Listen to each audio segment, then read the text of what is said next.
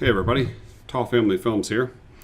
So I've got a 2007 Nissan Titan and it has a cold air intake and with a K&N cone air filter on it. So there's the filter.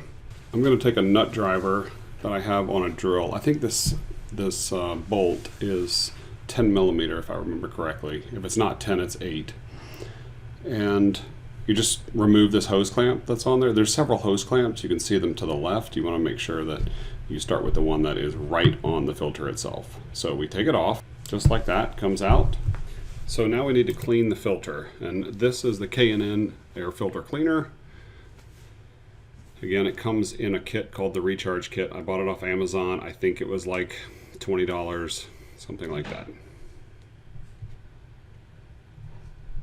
So just soak the filter pretty good with cleaner, all up and down it. Take an old paintbrush and just brush up and down the filter here.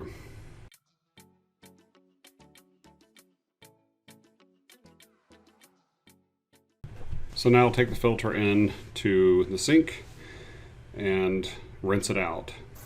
So I have to confess, the first time that I cleaned it out, I thought I was recording and I wasn't, and a ton of black debris came out of the filter. So the second time that I did it with the recording on, you can see just a little bit is coming out, not nearly like it did the first time, and I apologize for the anticlimacticness of that, if that's a word. At this point, you could let the air filter dry, just air dry.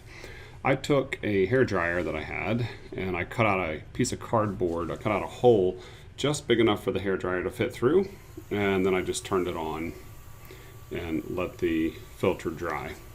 In case you're a very perceptive person, you may notice a slight red glow or orange glow inside the air filter. That is just because the hair dryer has an LED that when you turn it on to the heat mode, the LED glows orange. So it's not burning anything. Just didn't want anyone to pick up on that and wonder what the heck was going on. So when it's done, or when you think it's done, I probably let it run for about 4 minutes. I don't know exactly, but I'm tapping it right now to see if any water comes off on my hand, which it did not. So I know the filter is ready to be oiled.